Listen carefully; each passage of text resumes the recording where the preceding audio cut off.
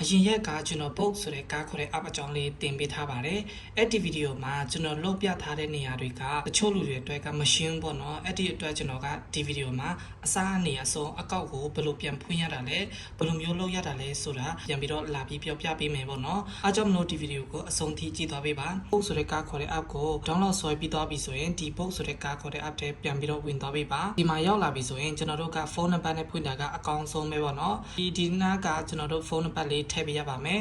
ပြီးတော့ရင်ဒီ sign in ဆိုတဲ့ထဲကိုဝင်ပေးပါပြီးတော့ရင်တော့ဒီနားမှာသူကကုတ်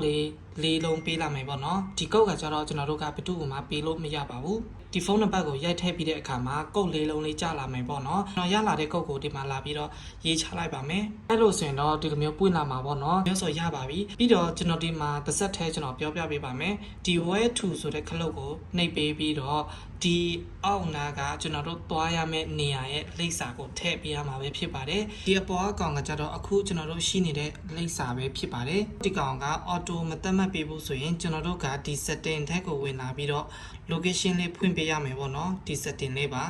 ဒီ location service ဆိုတဲ့ setting လေးပါဒီကောင်ကဘယ်ထဲမှာလဲဆိုရင်တော့ဒီ privacy security ဆိုတဲ့ထဲမှာရှိပါတယ်အဲ့ဒီကောင်လေးဖွင့်ထားပေးရပါမယ်ခုနကဒီ location လေးကိုဖွင့်ပြီးတော့ပြီဆိုရင်ဒီအောက်နာကကောင်ကိုရွေးပြီးတော့ကျွန်တော်တို့သွားမဲ့နေရာရဲ့လိပ်စာလေးကိုထည့်ပေးလိုက်ပါဒီလိုမျိုးကိုသွားမဲ့နေရာလိပ်စာကိုထည့်ပြီးတော့ပြီဆိုရင်ဥပမာပေါ့နော်ဒီလိပ်စာဆိုပါစို့ကျွန်တော်ကအထက်ကိုဝင်လိုက်ပြီဆိုရင်ဒီအောက်နာမှာကျွန်တော်တို့ကားလေးတွေရွေးလို့ရပါတယ်ဒီ book ဆိုတဲ့ကားခေါ်တဲ့ app ကိုကျွန်တော်သုံးဖူးတဲ့တက္ကလာမှာကျွန်တော်ကြုံဖူးတဲ့ဟာတွေပြီးရင်ကျွန်တော်ကားငားလိုက်တဲ့အခါမှာဘယ်လောက်ဆေးကိုကျွန်တော်ကပေးရတယ်ဆိုတဲ့ဥစ္စာတွေကျွန်တော်လက်တွေ့ကြုံရတဲ့ဥစ္စာကိုပဲကျွန်တော်က sharing လုပ်ပြပေးသွားတာပဲဖြစ်ပါတယ်တချို့ဟာတွေကကျွန်တော်မသိတဲ့ဟာတွေလည်းရှိပါတယ်အဲ့ဒီအတွက်ကျွန်တော်ကိုနားလည်ပေးပါအခုကတော့ကျွန်တော်သိတဲ့ဟာကိုပဲကျွန်တော် sharing ပြန်ပြီးတော့လုပ်ပေးတာပဲဖြစ်ပါတယ်တချို့လူတွေကကျွန်တော်ကိုမေးထားတာလေးရှိပါတယ်ကျွန်တော်တို့ကားငားအခါမှာဈေးကဘယ်နာတော့ကြည့်ရတာလဲဆိုပြီးတော့မေးထားတယ်ပေါ့နော်ဈေးကတော့ဒီလိုမျိုးအနောက်ဘက်မှာပါပါတယ်ဒီ29ဘက်ကကျွန်တော်တို့ပေးရမယ့်ဈေးပါ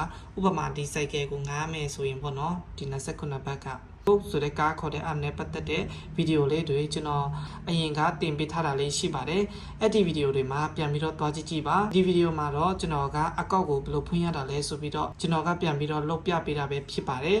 နောက်ထပ်မရှင်းတာတွေရှိရင်လည်းကျွန်တော်ကိုထပ်ပြီးမေးလာလို့ရပါတယ်အားလုံးပဲအဆင်ပြေကြပါစေဗျာနောက်ဗီဒီယိုကျမှပြန်ဆုံကြပါမယ်